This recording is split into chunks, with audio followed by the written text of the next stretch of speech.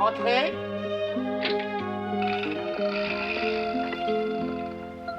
Comment allez-vous, monsieur Auger? Oh, vous avez meilleure mine, mademoiselle Claire. Heidi, notre précepteur. Bonjour, monsieur. Bonjour, petite. Mademoiselle Claire, cessez d'employer ce nom ridicule. Vous savez qu'elle s'appelle Adélaïde. Voyons, Adélaïde, que fais-tu là? Ce n'est pas à toi de pousser le fauteuil de Mademoiselle Claire. Il faut tout apprendre. C'est le travail des domestiques. Mais Sébastien n'est pas là, mademoiselle. Ça suffit, tais-toi. Ça me dépasse. Ce qu'elle peut être mal apprise. Elle n'a aucune espèce d'éducation. Pensez donc. Elle confond tout, maître et domestique. Imaginez-vous, cher monsieur Auger, qu'elle ne sait même pas lire. Une enfant de son âge. Heidi ne sait peut-être pas lire, mais elle en connaît bien plus long que nous sur la vie en montagne. Adélaïde. J'ai à parler à monsieur le précepteur. Rendez-vous à votre salle d'études et attendez-moi là.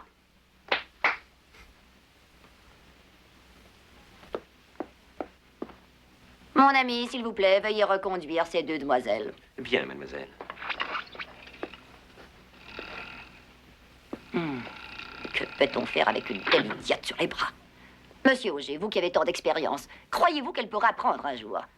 Mademoiselle Rougemont, tout n'est qu'une question de temps. Il convient d'abord de lui enseigner l'alphabet, c'est tout.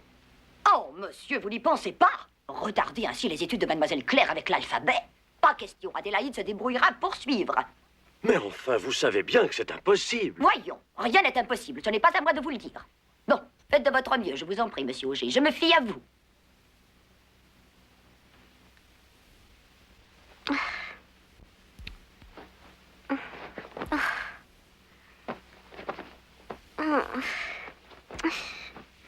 Qu'est-ce qu'il y a, Heidi? Je peux pas m'asseoir là-dessus. C'est trop dur pour toi? Non, c'est bien trop mou. Quel genre de chaise avais-tu donc chez ton grand-père? Mon grand-père m'avait fait une belle chaise rien que pour moi, comme j'étais bien assis juste à ma hauteur.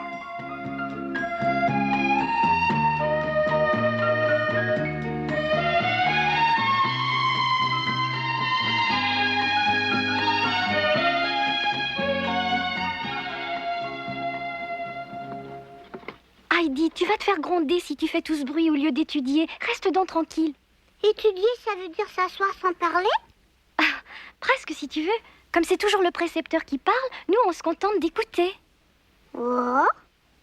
Et puis fais attention, tu comprends? On finit vite par avoir envie de dormir. Mais surtout ne bâille pas. Hein? Je n'ai même pas le droit de bâiller? Bien sûr que non. Oh, c'est curieux ça, Hercule n'arrête pas de bâiller de la journée, pourtant grand-père ne l'a jamais grondé. Tiens, Hercule, qui est dans celui-là? C'est le chien de grand-père, il ouvre sa gueule toute grande quand il bâille.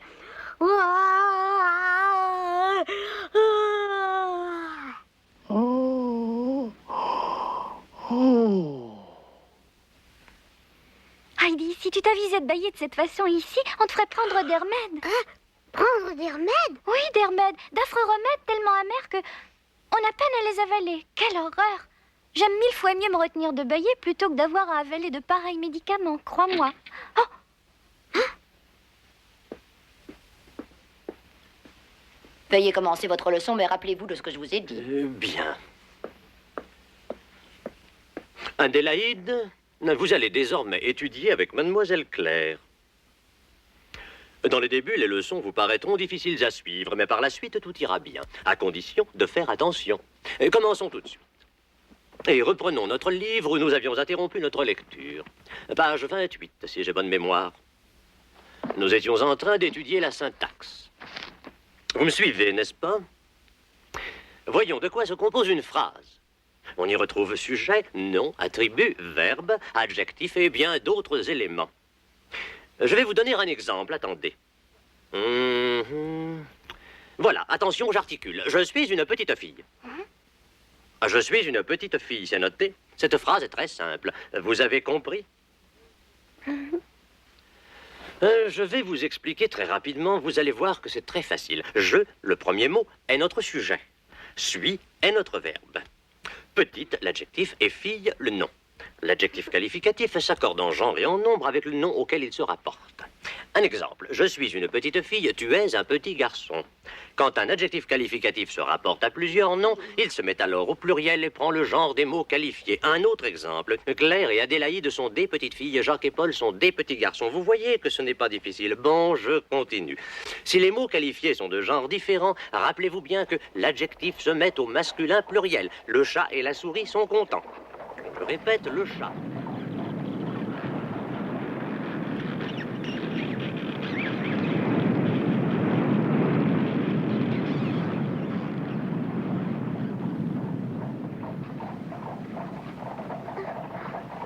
J'entends les sapins.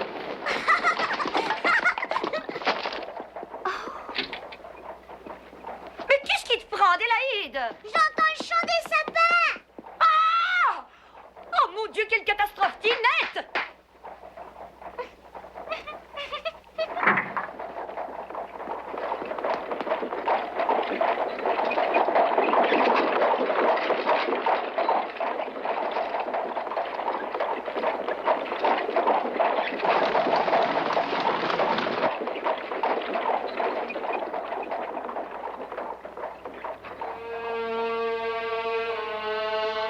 Mais il n'y a pas de vent. Et je ne vois pas de sapin ici. C'est bizarre, j'ai pourtant entendu quelque chose tout à l'heure. Adélaïde! Eh bien alors, veux-tu m'expliquer où tu courais si vite? Veux-tu bien me répondre? Je croyais avoir entendu les sapins chanter. Mais quand j'ai ouvert la porte, je ne comprends vraiment pas. J'ai eu beau regarder, il n'y avait rien. Hein? Des sapins? Où te penses-tu donc? Dans les bois, nous sommes à Francfort, mon enfant. Allez, allez, monsieur Auger attend pour reprendre la leçon. Regarde ce que tu as fait. Écoute-moi bien, Adélaïde, si tu ne veux pas rester sagement assise, il faudra que je t'attache à ta chaise, c'est compris? Je le ferai plus. Bon, la leçon est terminée pour aujourd'hui. C'est l'heure de la sieste de Mademoiselle Claire. Oh là là là là, quel dégât! Comme si je n'avais pas assez de travail à faire comme ça, je vous jure. Attendez, je vais vous aider, c'est ma faute. Ah, pas question. Ce serait encore moi qui me ferais attraper, c'est sûr. Mademoiselle Claire désirerait vous voir. Si vous voulez venir avec moi.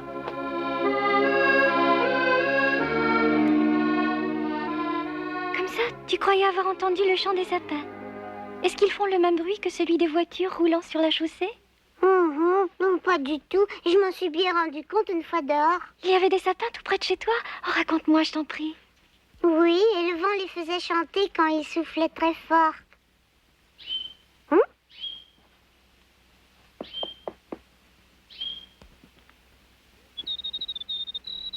Heidi, je te présente le seul ami que j'ai dans cette maison.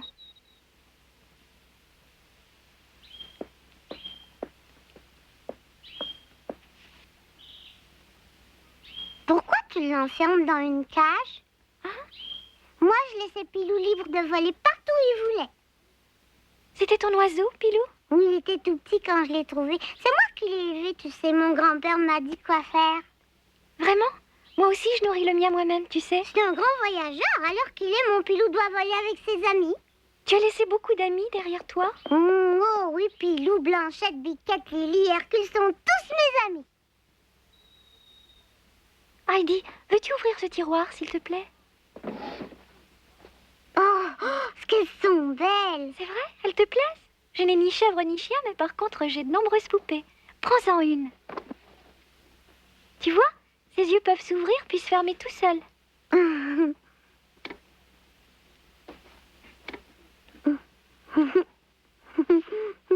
semblent vivantes. Maintenant, va vite ouvrir mon placard.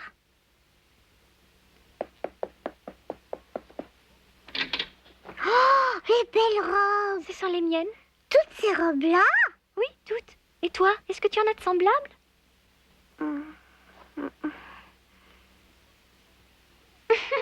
Mais attends, ce n'est pas tout. En bas, ouvre. Ouvre celui du haut maintenant.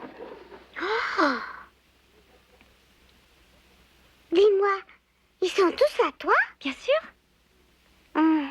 Je vais te montrer le mien. Le tien?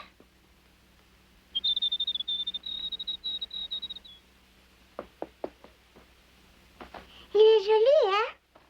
Ma foi, c'est un bien drôle de chapeau. Que se passe-t-il ici? Adélaïde, qu'est-ce que tu fais dans cette chambre, hein? Je te cherche partout. Ne la grondez pas, c'est de ma faute. C'est moi qui l'ai fait demander. Ne vous en mêlez pas, mademoiselle Claire. Quant à toi, Adélaïde, je te défends d'entrer dans cette chambre sans ma permission. Tu déranges mademoiselle Claire. Allez, viens.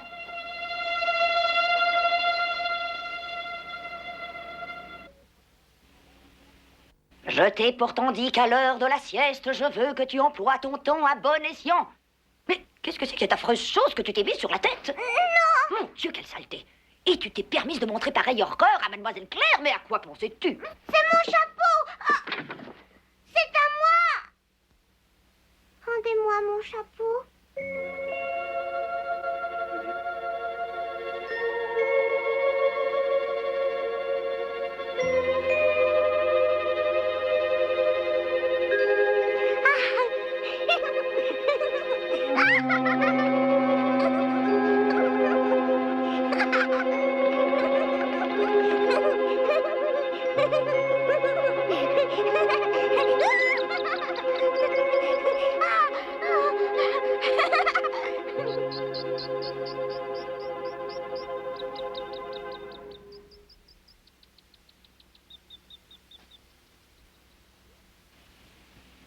Pilou?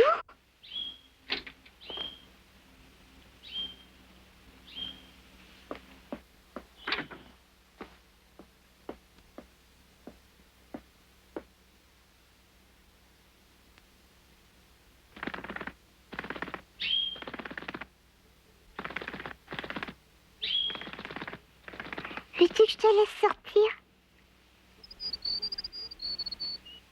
Tu aimerais bien retourner à la montagne? Moi aussi, tu sais, je le voudrais.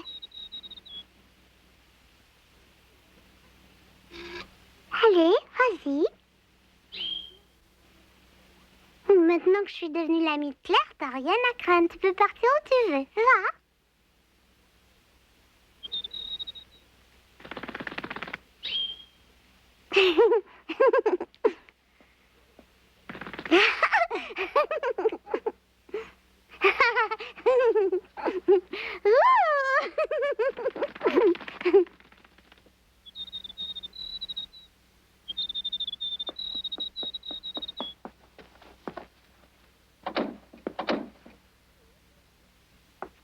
Allez, viens vite.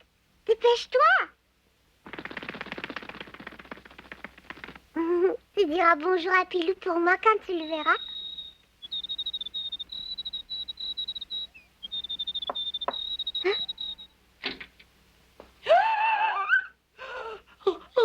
Oh, bonté divine! C'est dangereux, voyons, descends. Oh, qu'est-ce que tu fais? Je suis là! Oh,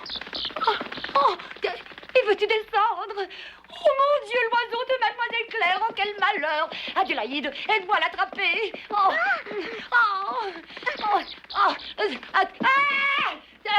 Qu'est-ce qu'il y a? Qu'est-ce qui se passe? Oh, mademoiselle, c'est affreux! Votre oiseau vient de s'échapper, que pouvons-nous faire? C'est la faute d'Adélaïde! Il est vraiment parti? Et que fais-tu?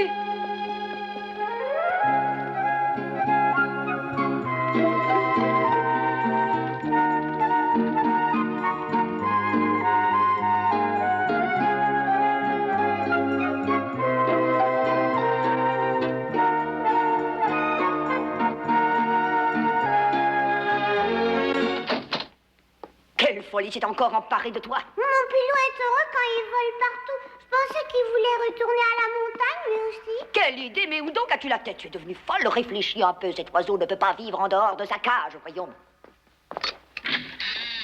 Reste là, c'est tout ce que tu mérites.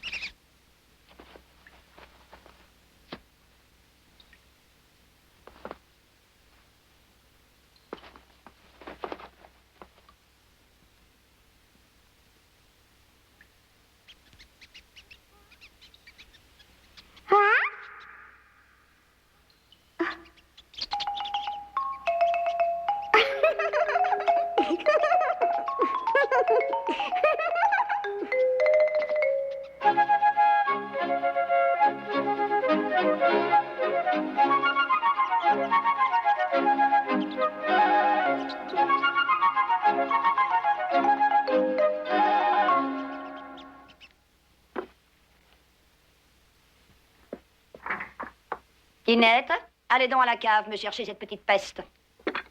Très bien, mademoiselle Rougemont. Adélaïde, où êtes-vous? Venez, Adélaïde. Mademoiselle Rougemont vous demande. Vous pourriez répondre. Vous êtes insupportable. Venez vite. Allez.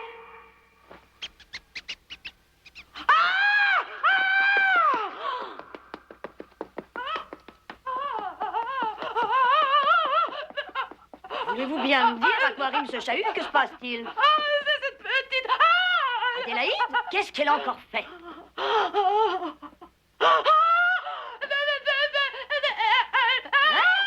Mais qu'est-ce qui vous arrive? Adélaïde, que caches-tu donc dans ta jupe? Regardez, elles sont mignonnes, hein? Oh, des souris? Des souris? Oh, Des souris? oh,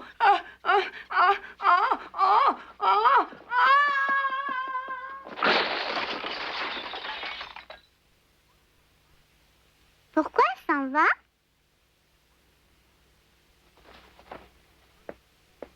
Elles sont drôles, tu sais, regarde.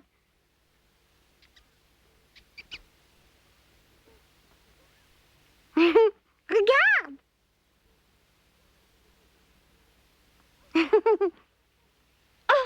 Oh oui, je la vois, elle est gentille. Touche, c'est tout doux. Ah, je le sais. Mais tu ne crois pas que tu devrais la ramener où tu l'as trouvée? À mon avis, sa mère doit s'inquiéter et se demander où elle a pu passer. C'est vrai, t'as raison. J'y vais. C'est dommage, elles sont mignonnes.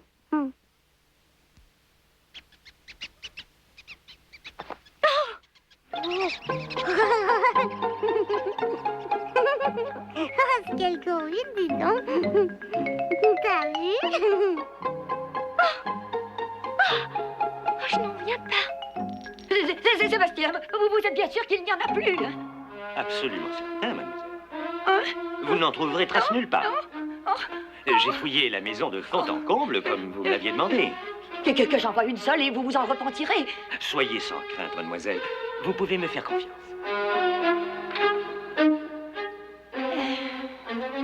Mon Dieu, quelle émotion. Cette petite est un vrai fléau dans une maison. Je n'ai pas fini d'en voir. Qu'est-ce que je vais faire? Restez donc un moment tranquille. Cessez de bouger, voulez-vous? C'est chaud.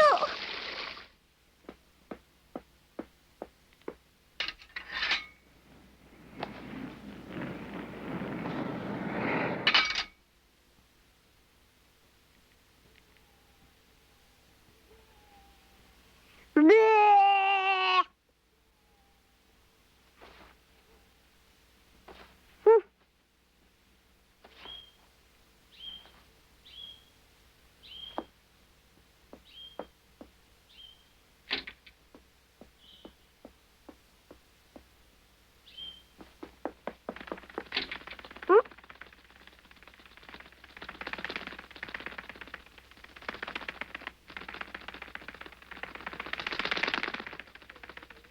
Regarde, il est revenu. Oui, je savais qu'il ne m'abandonnerait pas. On s'aime trop tous les deux. J'étais sûre qu'il reviendrait.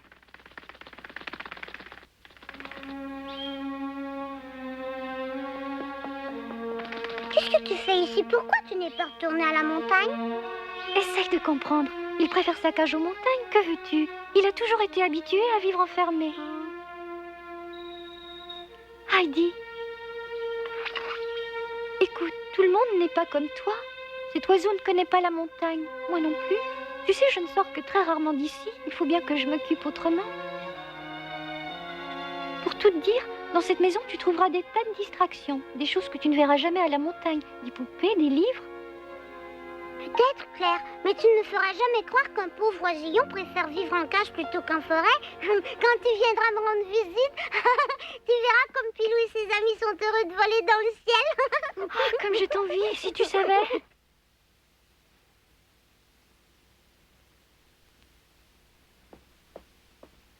Je te demande pardon. Le dîner est servi. Viens vite, sinon on va encore se faire gronder. D'accord. Écoute Claire, j'ai une idée. Pourquoi ne viendrais-tu pas chez grand-père dans les Alpes voir mes montagnes? Je te présenterai tous mes amis. Il faut que tu vois comme c'est beau chez moi. On monterait avec Pierre jusqu'au pâturage, c'est si joli. Heidi venait de comprendre quel triste sort était celui de Claire. Aussi se promit-elle de lui faire connaître un jour la féerie colorée des Alpes sous le soleil.